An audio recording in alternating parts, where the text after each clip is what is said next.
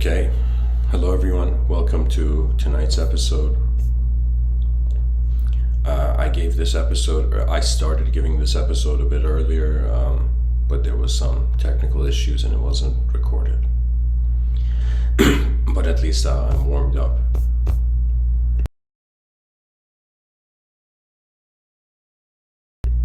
I wanted to speak about this idea that it arose to me. I mean, I would say for tonight, it's as if just like planets align. Certain inner perspectives aligned for me, and I thought, okay, I should talk about it. And there's something unique about this episode. That this episode is, I would like the listeners and the viewers to look at it through a science fiction context, a science fiction angle. And I would start by saying that in my own life, a relationship I have with my mind, and you can say that invisible room where invisible art studio where imagination and memory are taking place, and where when we close our eyes there's no light entering our eyes, but we can still see. That is pretty much the mind's room.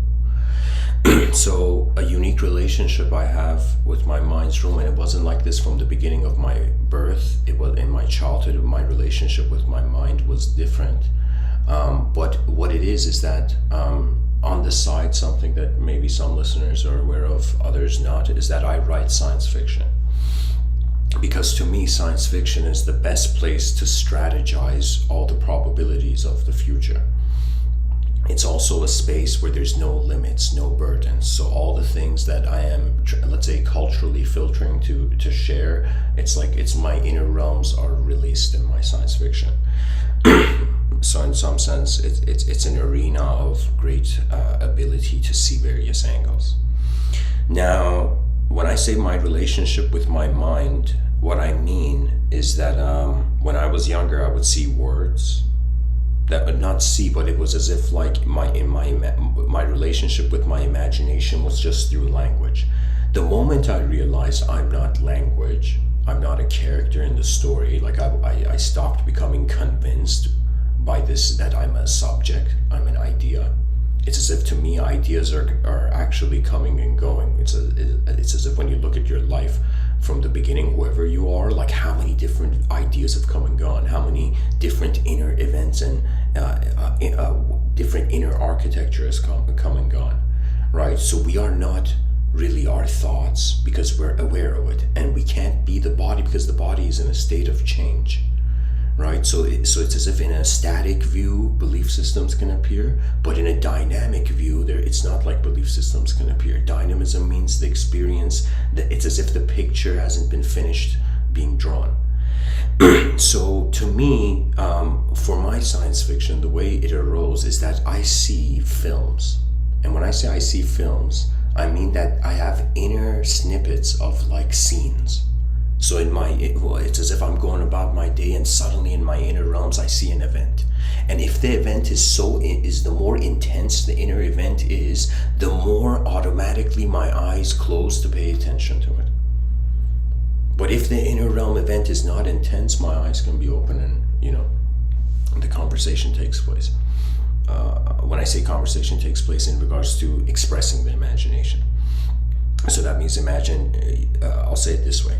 It's like you're going about your day, suddenly in your inner realms, you suddenly see as if like buses flying between buildings.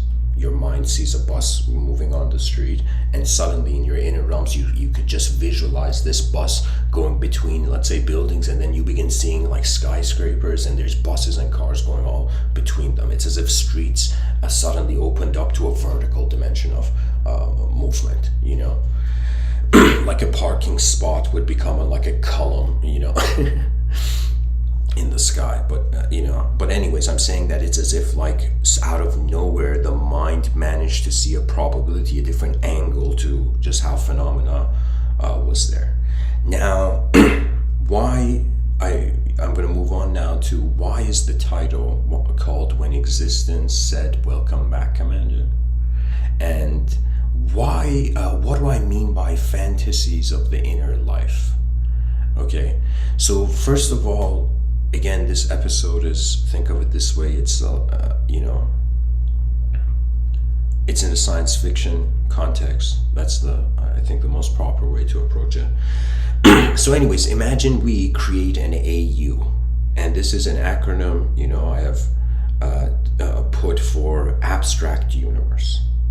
Okay, and so we create an abstract universe where there is a character, and this character goes through various circumstances in life and ends up becoming a commander of something significant in the moment. And what do I mean by this is that the commander is an archetype of acceptance of role, of your position, right? So anyways, what is to continue?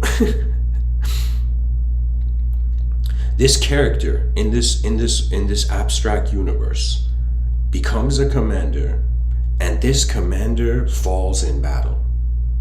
And we add this dimension from a yogic Buddhist context of the concept of reincarnation, and we wonder about, the reincarnation of this archetype, not just in one lifetime, but thousands and thousands of years ahead. That means, imagine it's as if like this unknown witnessing attention, it identifies with a sort of format, with a sort of inner suit of reality acceptance.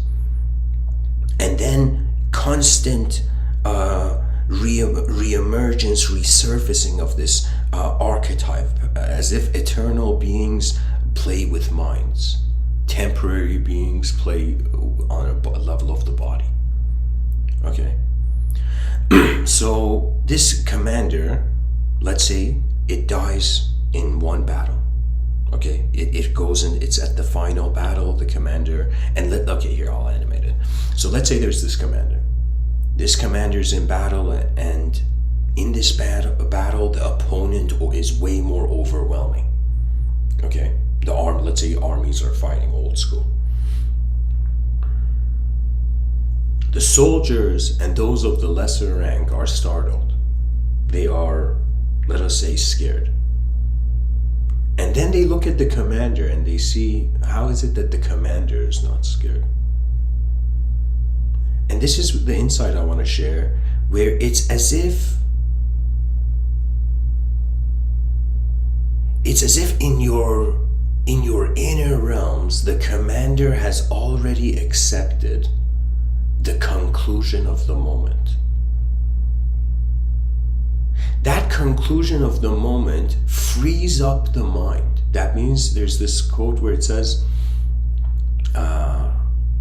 once you make up your mind, that's a source of strength. I don't know where I read it, but it's as if the moment a person makes up their mind about something, then their attention it's as if they step out of their emotions, not in this constant fluctuation.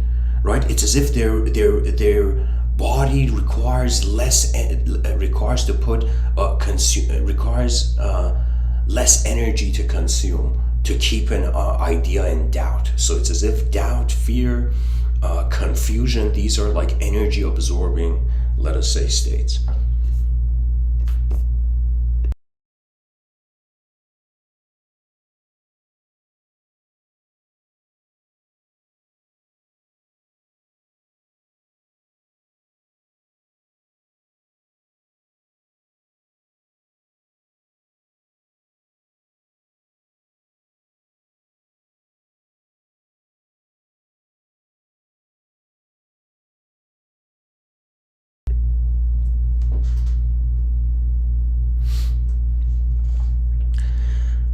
So, in this abstract universe, going back to this view, the commander is looking at its final moment. The acknowledgement of an ending is there as a possibility. And through, let's say, the commander making up its mind in a certain way in this abstract universe, the commander meets some sort of end. Now, again, keep in mind this is science fiction. The commander reincarnates. Let's say the commander was during, let's say, you know, I don't know, like ancient battles, and suddenly this commander reincarnates in a future cybertopia.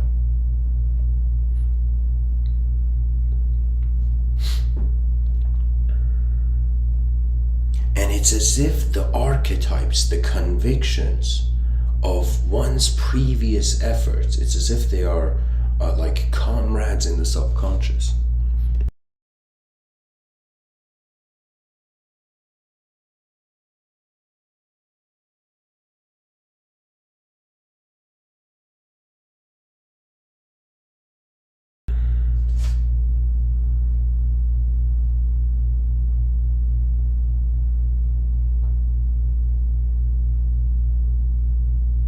The thing about life is that we are at the crossroads of the known and the unknown. And it's as if we take the road of knowledge and we go through this pathway,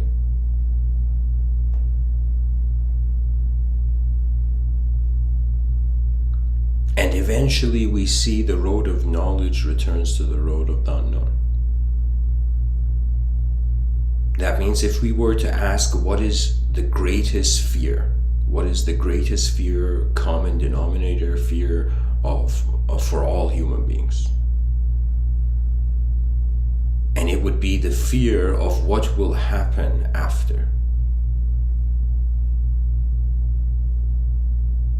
It's as if the mind has an intelligence to look at an event and not only associate meaning to the event, but to live in the vision. So it's as if, I'm looking at the wallpaper of this wallpaper I've chosen for this episode, and it's as if that person on the mountain, it's as if it's seeing, let's say, a celestial vastness, and the human mind puts itself in worlds where it has not yet existed in. So it's as if it's not just our bodies that were explorers, and it's as if the animal moved around on the earth. Our minds, it's as if there's a hidden explorer yearning for, an unknown revelation within every temporary creature.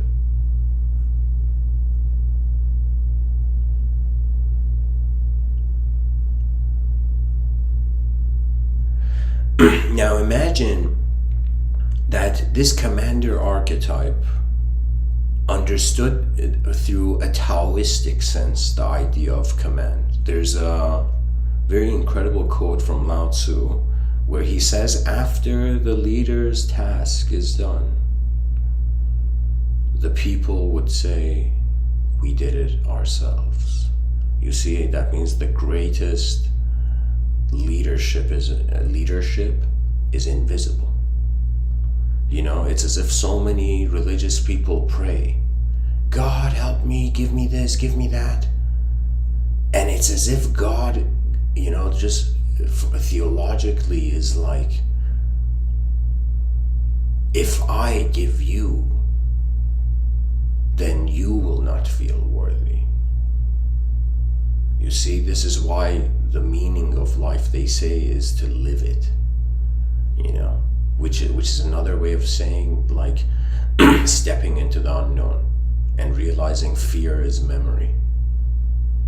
There's moments where I've been afraid in my life, where then I thought of I thought about all the different archetypes, all the different kinds of people I've seen in this world, and how many of them in that situation would react differently. And it was as if the fear faded when I realized there was another way to approach the moment that didn't need an emotion to justify it.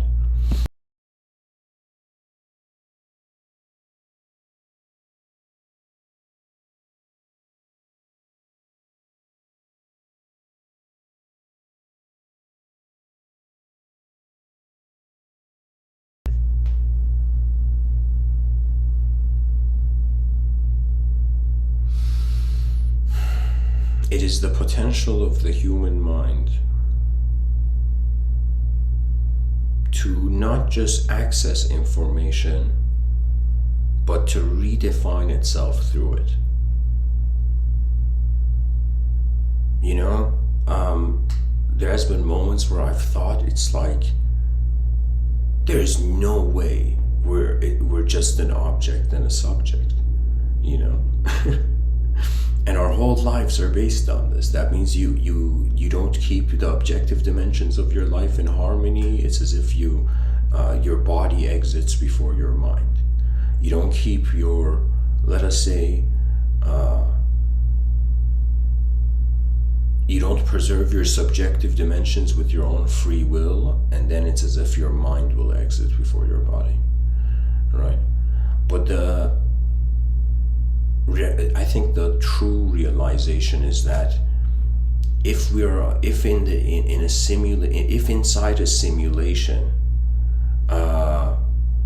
going towards certainty is being kept as truth, perhaps going towards the unknown. You know, it's as if when you go to the known, your expectations may be satisfied, but when you go into the unknown, that unexpected domain, it's like there's a wilderness, there's a wonder about it, that it's as if I think in the future people are no longer going to have fear about the concept of death. You know, it's as if it becomes as if the next part of what will happen to attention as it has journeyed so far. The inner realms is just, the mind is so fascinating that it's like access to a multidimensional system where various multiple lives can be lived simultaneously. I mean, what is holding memory? I think the greatest psychological understanding may suddenly come to mathematics. That means it's as if there's a simulation of language, that the simulation of language is kept by a simulation of neurology. What that means is when it comes to us wondering about what is human intelligence doing, and how is like the brain generating memory, right? It's like right now we've understood the hardware, but we haven't understood the software. You know, the software of how a human being functions, it's still in a domain of mystery, especially if we are multidimensional. And so it's as if in the mind, when it comes to the mind, the person can just be like sitting at a bus stop, and they can suddenly think, you know, about who will I be 10 years from now? Who will I be 20 years, 30 years, 40 years, 50 years, 60 years, 70 years, 10,000 years, beyond time, you know, beyond time. Eventually you go to the unknown. Everything goes back to the unknown.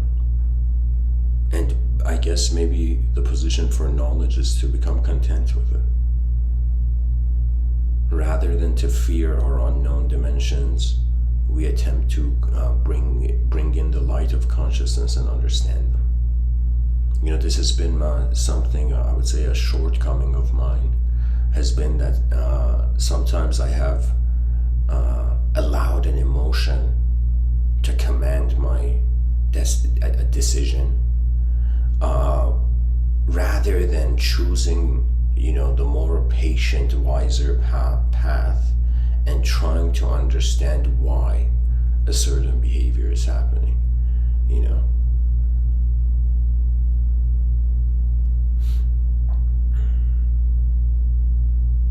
You know, it's kind of like this thought just occurred to me. It's as if, like, imagine, you know, there was this soul and there's God.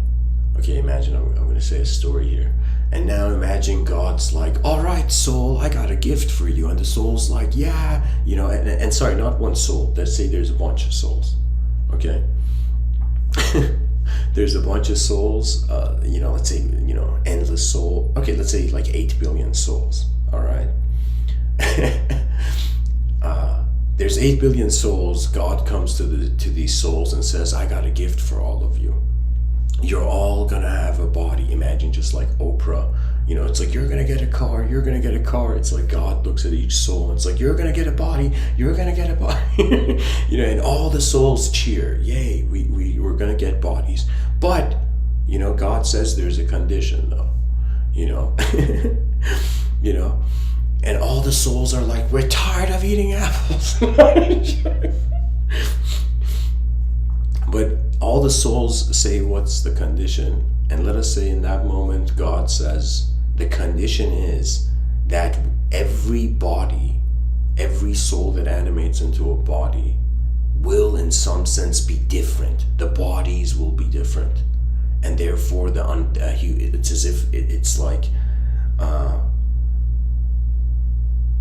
it's kind of like a mind-blowingly impossible situation where there's like 8 billion creatures on a rock, each having their own, let's say, private inner universe and having their own worldview, and they all need to function in like the same place. It's like putting 8 billion people in a room and it's like, get along, or you'll go extinct. Oh man.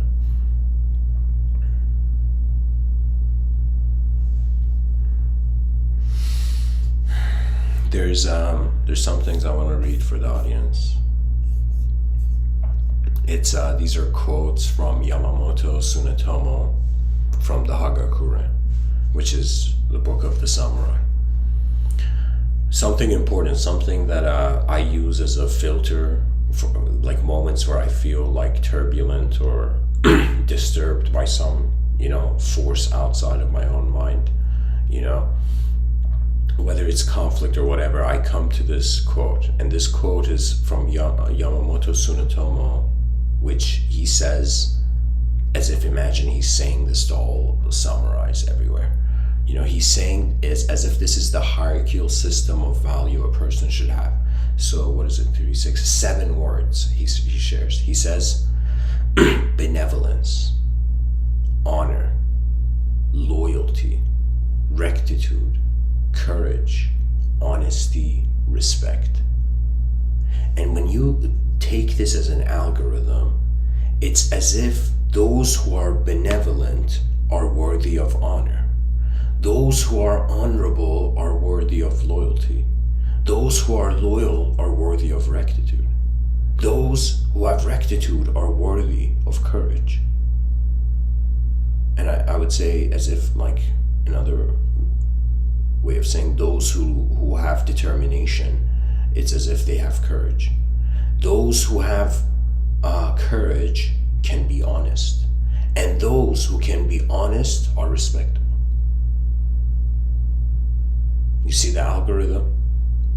And if a person wants a detour towards, let's say, great, karmic flight, I would say benevolence.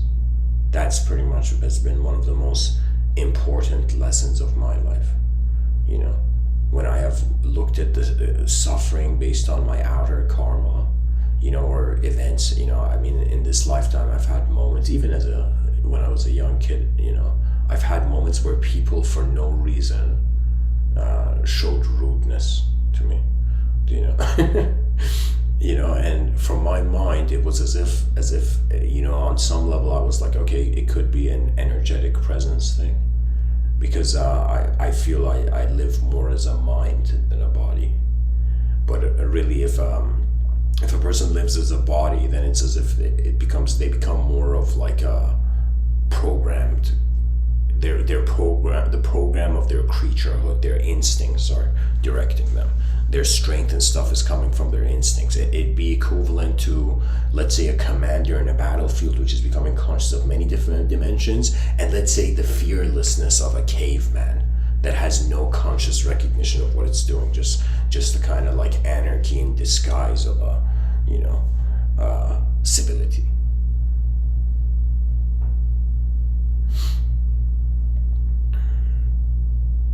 So the commander archetype ultimately must go towards the highest ideal, which is benevolence, right?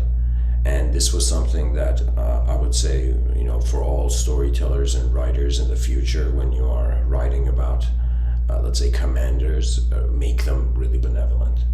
Because what it is it's an archetype for authority. Human beings experience so many different states that they begin to yearn for their opposites. That means if you're someone, and when you're young, let's say people come and say, oh, you're such a good kid, you know, what a good kid, you know, it's like all the time you hear that. Eventually at some point it's as if you're like, what about the other side? You know, or imagine somebody calls you bad, right? And after a while it's like, what about the other side? We are more multidimensional than good and evil's conviction of our own identity. The unknown presence of our attention is free beyond the chains the personality creates.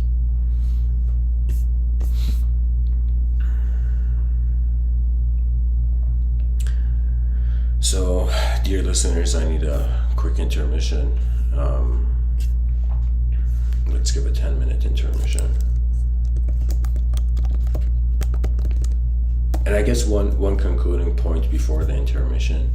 There's actually another thing from Yamamoto Tsunotomo. Let me get this out of the way. Where is it?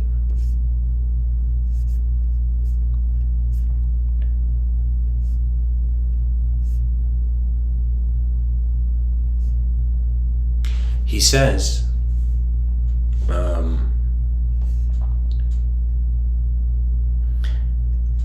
yeah, so think of this whole commanding archetype. And one thing I said in a talk before this one, like the talk previous to this, I shared this view that the soul is like the general, the mind is like the commander, and the body is like the soldiers, as if I attached that sort of analogy to it, right?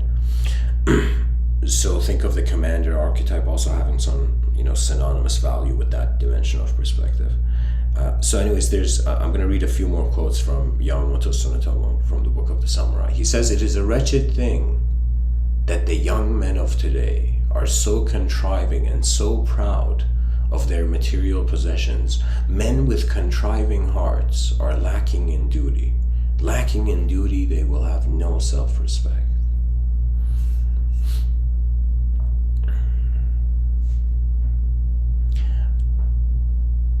Yamamoto Tsunotomo says, it is said that what is called, in quotations, the spirit of an age, is something to which one cannot return. That this spirit gradually dissipates is due to the world's coming to an end. For this reason, although one would like to change today's world back to the spirit of 100 years or more ago, it cannot be done. Thus it is important to make the best out of every generation.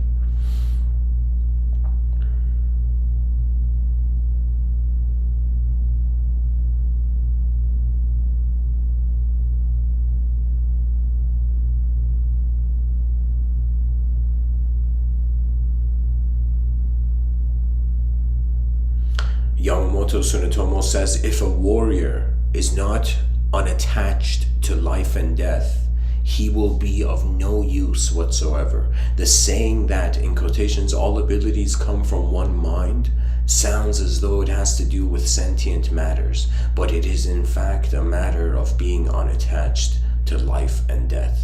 With such non-attachment, one can accomplish any feat.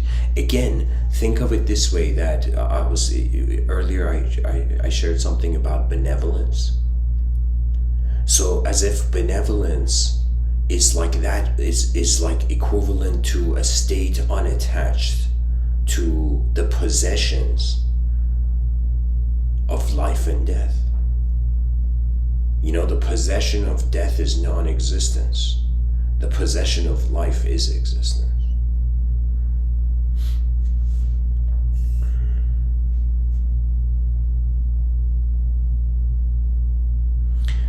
Yamamoto Tsunotomo says, it is spiritless to think that you cannot attain to that which you have seen and heard the masters attain. The masters are men, you're also a man. If you think that you will be inferior in doing something, you will be on that road very soon.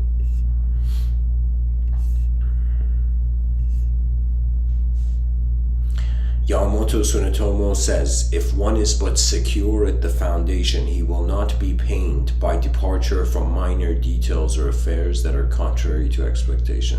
But in the end, the details of a matter are important. The right and wrong of one's way of doing things are found in trivial matters. This thing about being secure at the foundation, it's as if you think you're an object, sure, it's like strengthening the body. When you think about it, if you're a subject, it's about strengthening the story you're telling yourself. So saying a story, like accessing a better inner archetype. But when it comes to let's say the soul, to be secure at the foundation, it would mean you trust your whole moment of being. I have found this to be one of the doors towards conscious individual enlightenment. You realize where it's happening, and the where is not a what.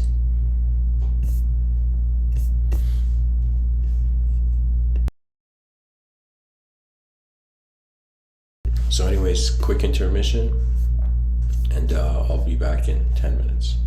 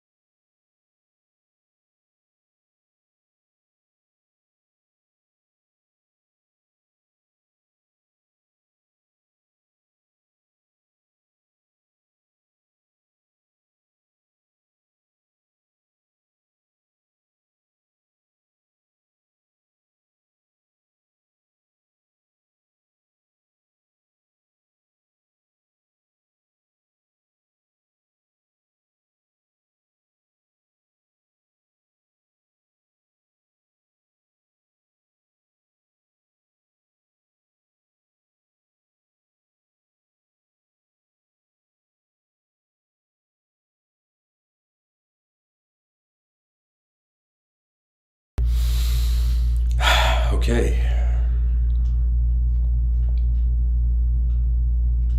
To continue on from the void. During the intermission, I was thinking about this this abstract universe of this reincarnating general. And now imagine that again, this general was, let's say, in some ancient setting where there was swords and shields. So with this commander archetype.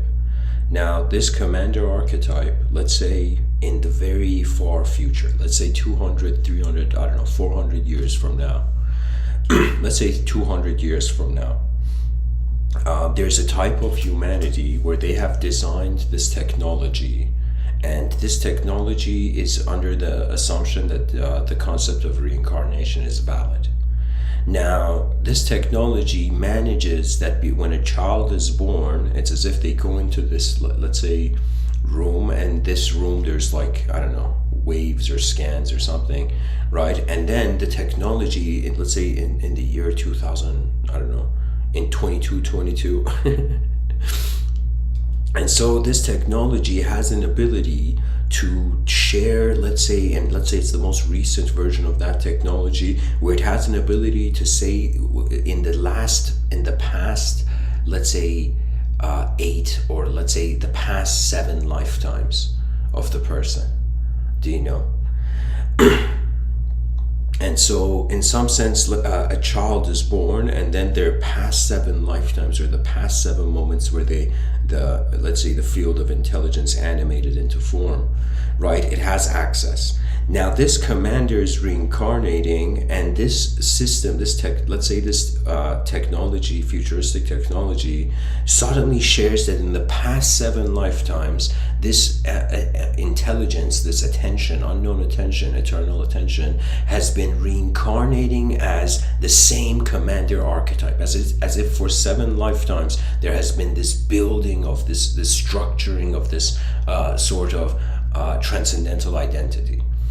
Okay, and then in that future, let's say futuristic setting, like, let's say, there's more of a enlightened society at work, and based on the past lives of the child, it's as if their future abilities, or like where their strengths and weaknesses are kind of shared to them, and now let's say this technology has like an AI voice, like Jarvis from Tony Stark, like that talking computer from Iron Man movie. Now that voice, imagine this person, or let's say, oh man, here, I'll make it even better. Imagine there is like a phone booth in the future, but they call it a time booth. Or maybe time booth would be reserved for time traveling booths. But here, let's say it's like this. It's similar to like a phone booth. You go inside it, and you suddenly realize who you were in your past lives, or what you were in your past lives. Okay? Again, this is all in an abstract universe, this whole episode is.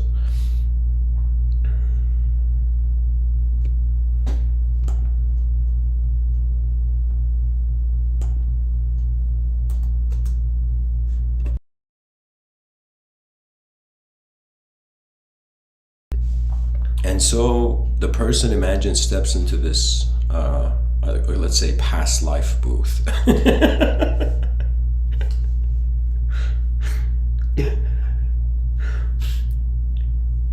And they put a quarter into the machine, and they get to see their past life. And so, I don't know, I the whole point of the episode is I'm trying to share like this scientific context of how the statement can be seen. It's as if this commander reincarnated, and this AI machine was like, welcome back, commander, something. But at the same time, okay, let me build a bit more.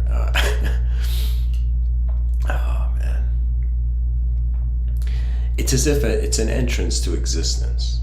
A beautiful quote I've heard is, they say, when the child is born, the world laughs and the child cries. And laugh as in like a joyous laugh, and the child cries. And then the next part of the quote is like, when the child or when the man dies, you know, oh my god, here, let me see what the exact one.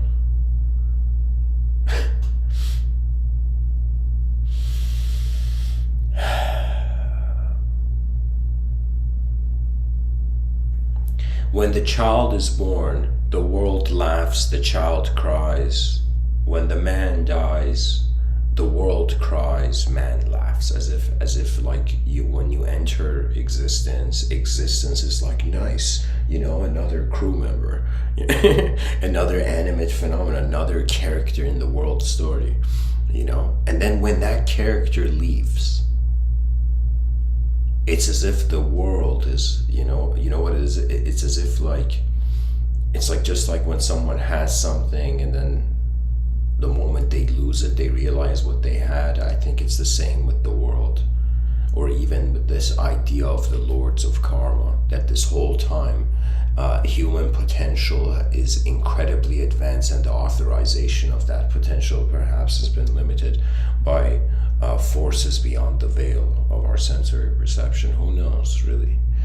But anyways, you know, I feel that if we take the analogy that the mind is a commander, and what is the mind? I mean, the mind is like the commanding station of the body. Right now, me speaking, this is like it's just an innate command of my mind. And I would say a command for someone who's, let's say, a mystic who's being their whole moment, it's just how the moment has already, it's as if, you know what destiny is? Destiny is like another way where it's as if the world knows where it's going, but it is man who doesn't, and then fears that, you know, the unknown that is like a door unopened, you know.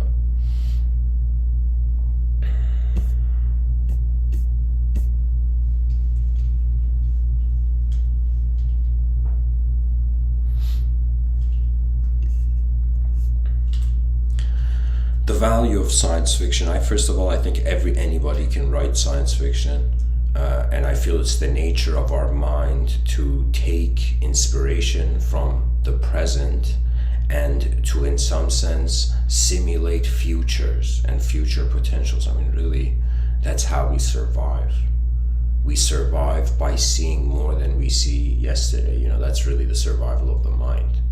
Right? That means without boredom, it's as if the world wouldn't, the inner realms won't change, you know, at some point. I'll tell you something fascinating. There was a phase in my life where I went into this, let's say, kind of like, you know, depressed self-loathing phase. You know? It was just like this, I went into that kind of state, and I was in that state to the degree where it's like I would wake up and I had no inspiration for my own life source, you know, life force.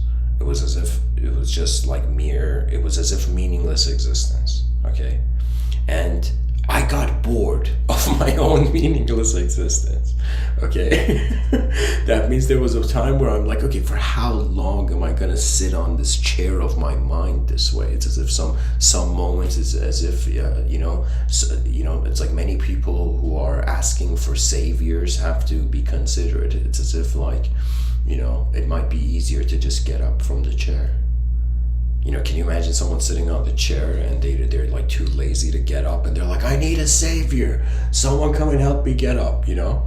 You know, and someone's like, hey man, just stand up. Stand beyond your belief. And I'm not saying this because in religion, from the religious context, belief has a different meaning. But in the cultural sense, belief is like worlds accepted too soon. That's the challenge of the mind. You see, it's as if your biological eyes give you access to existential content, and your inner eyes, your inner awareness to your imagination and memories, you know, that gives access to a sort of momentary infinitude.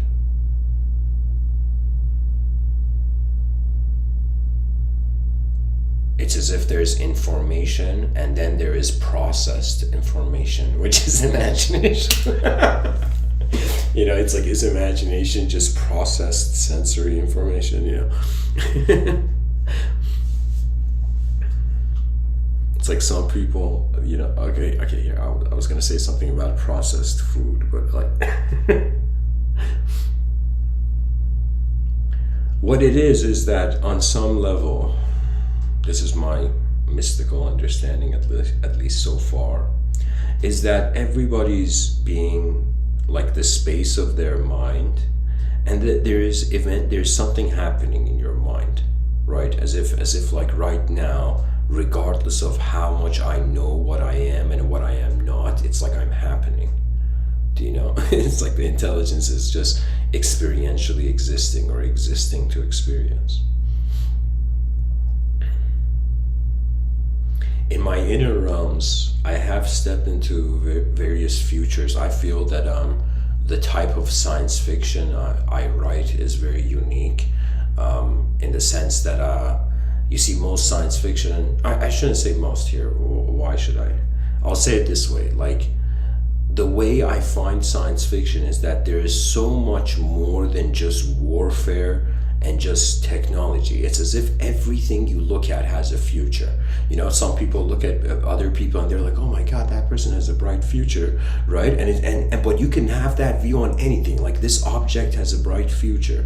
This laptop has a bright future in accordance to how the animate intelligence in the moment uses what it has access to.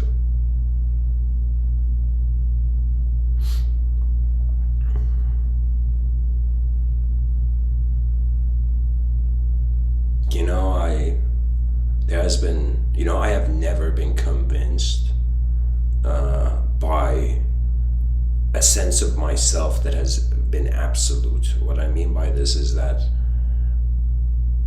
it's kind of very bizarre in a very metaphysical sense when you see that what meaning is what is inputted by mere projection of attention into a phenomenon.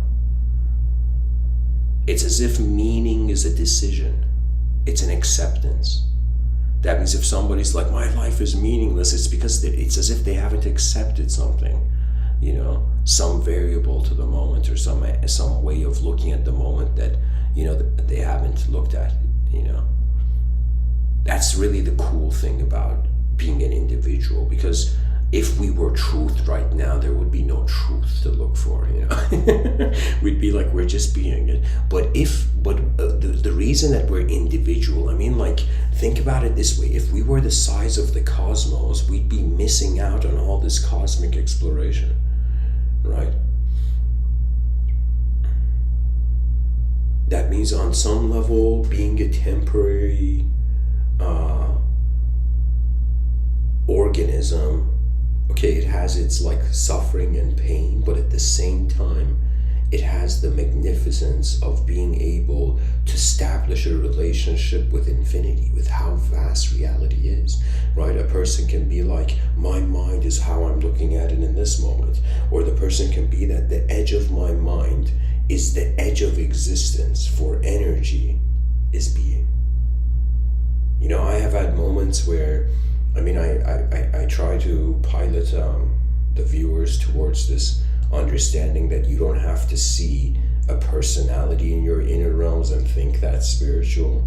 But the way the nature of the mind is that it's as if it's like layers of expectation through completed and incomplete realities. What does that mean? That means, imagine you were someone who was about to slam dunk a basketball and somebody interfered, right?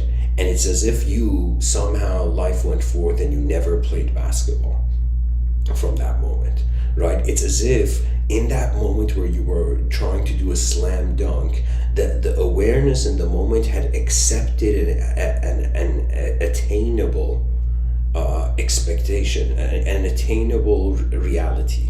And when that attainable reality was interfered, it's as if the person never completed a previous cycle of how their psychology was trying to process its own expressionism.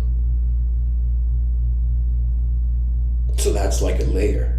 And then the various things a person does. This is why if somebody is like the young children, I find if they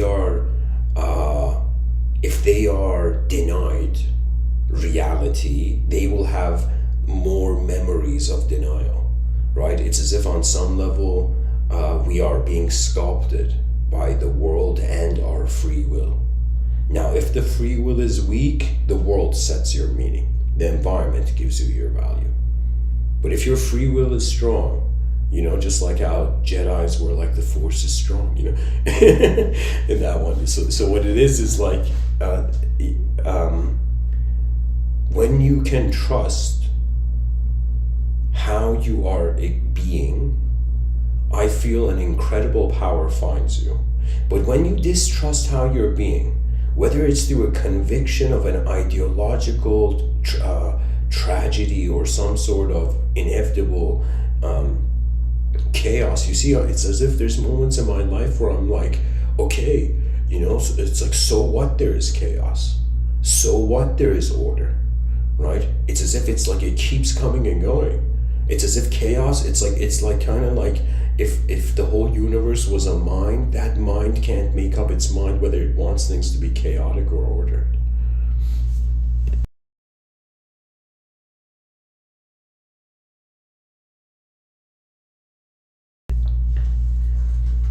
And so perhaps if we are as a species to strengthen our minds, because I think about it this way, there was a time where and of course it's like, of course when I say this, it's not like it never happens, but there are moments where, or let me say it this way, in my youth it was easy to accept the inefficient. But as moments, as the years have gone by, to me it has become more fascinating. It's as if like they tell this creature, all right, you got 100 years in a world, what are you going to do? And this creature suddenly realizes beyond what has been discovered that this creature wants to experience its most advanced state of being consciously. And if this vision enters your heart, you will strangely see that the context of karma becomes your ally. Why? Because we are here for a limited time. Sometimes I feel human life is strange. It's like, just like an object is put on, let's say, a storefront and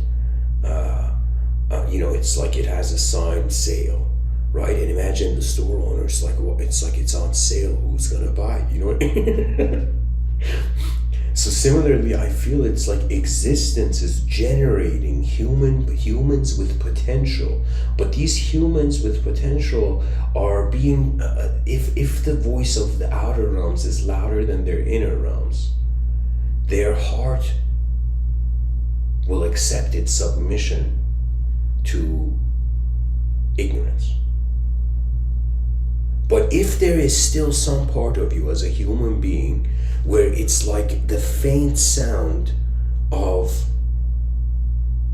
like a heartbeat, but it's the concept of decency, I would say this has been my relationship with my own soul as an individual here. That it's like a resonance, it's like an antenna range. If I step out of decency, this decency resonance, my karma literally, it's like suddenly, it becomes an invasion of outer realms, of my inner realms. You see, the inner realms is keeping its position in a certain way. The mind is like a sort of balance act. And the balance between inner realm events and outer realm events, as if we are an awareness processing both dimensions of information influence. Even right now, it's like I am aware, I have a first person, perspective of my body. But when I close my eyes, I am like third person viewer of myself. It's not first person in the inner realms. In the inner realms, we are like, it's literally like you've sat on an invisible cinema chair, you know, but you don't know where the cinema is because the whole moment is where it's happening.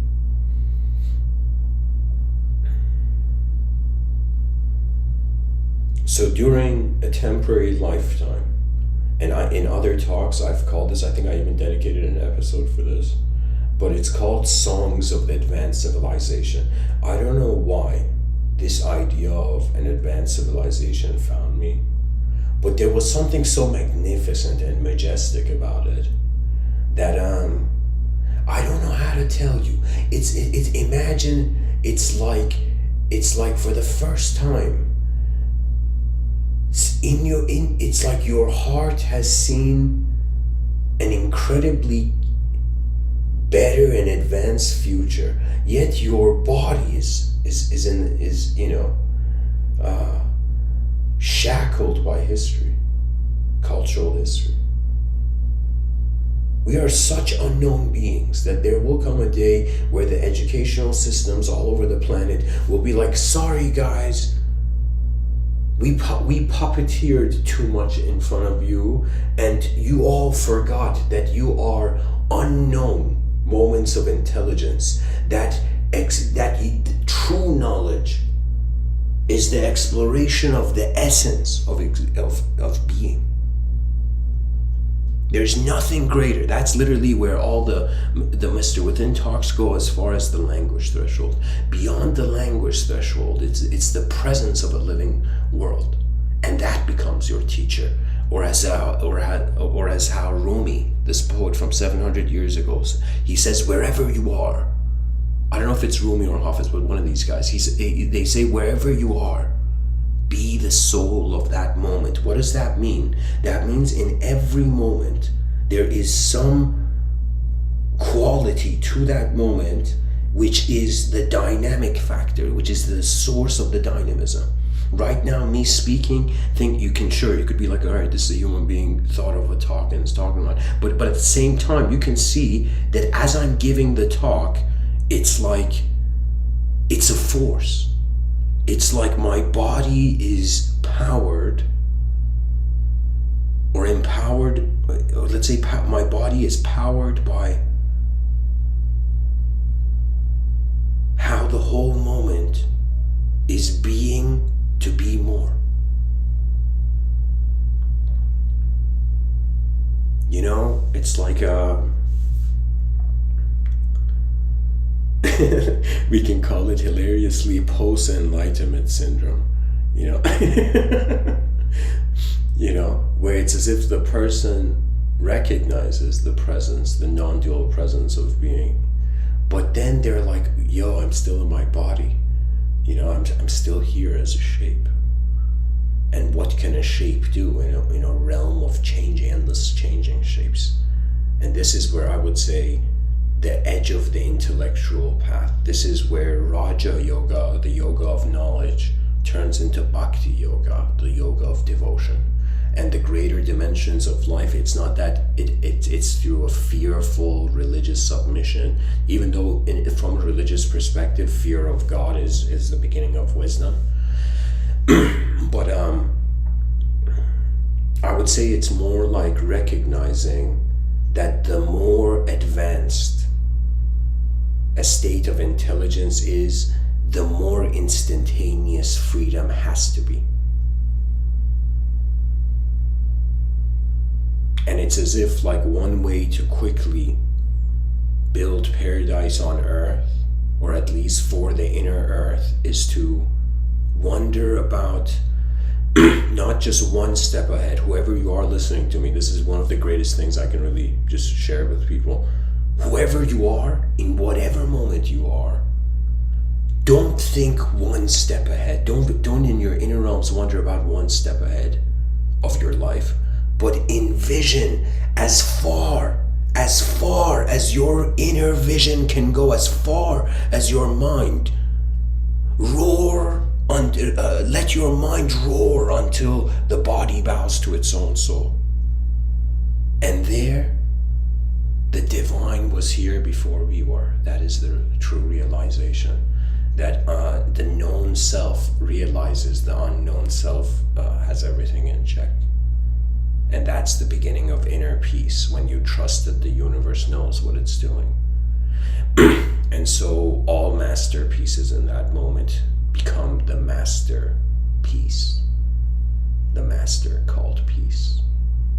Even in the Hagakure, where it was talking about benevolence, that goes beyond any desire of the memory. The memory is just like an engine of storytelling. It's just this. The mind is the brain is an engine of storytelling. But I could say it like so many ways. The moment has come and gone, and our attention in the moment has formatted itself in so many different ways. Now, do 8 billion creatures have the capacity, have the ability to step beyond the language that is defining them so strictly, and co-creatively through probably we need like 1,000 years of patience. That means that's how an advanced civilization is built. It's built advanced from the beginning. That's how it is. Whether you are the eyes of eternity, flying like a bird to different branches of universe, and singing the bird song of civilizations, the attention realizes that there is full potential, therefore full activation of potential. Aim for that.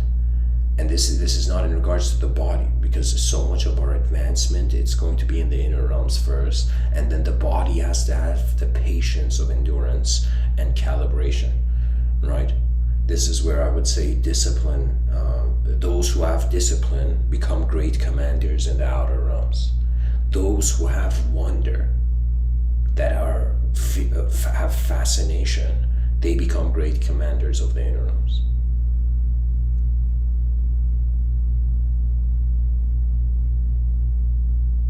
Because in some sense, when you look at the game of language, we've all been here before. We have all been present before the child learned language to define everything out of it.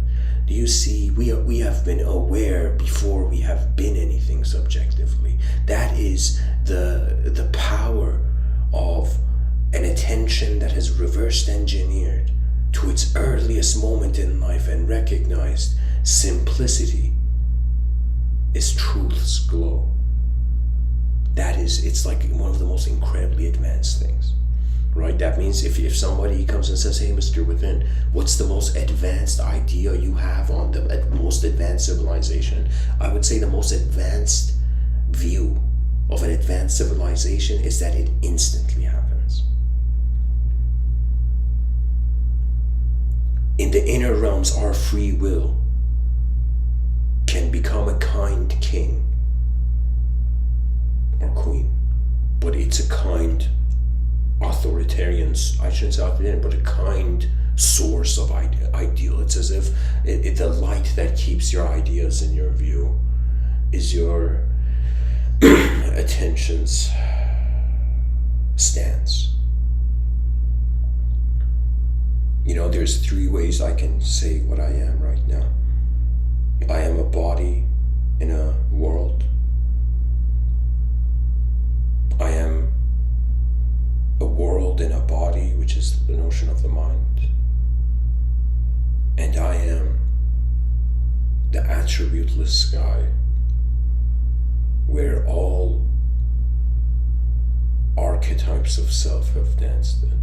You see, that is freedom of the mind. It understands that it is okay to be attributeless, because the attributes all change. And who was it? I think it was Buddha. He says the journey of 1,000 miles begins with a single step.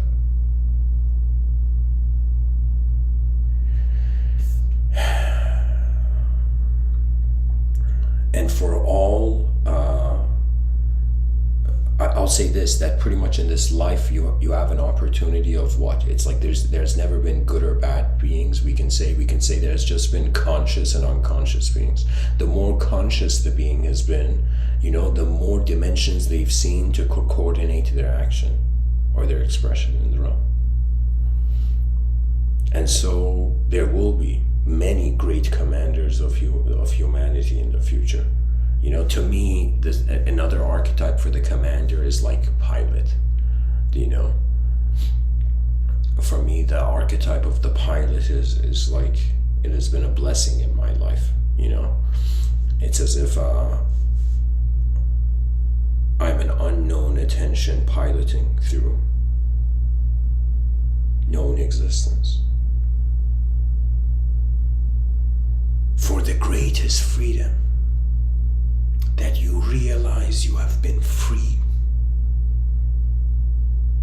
before you needed to be.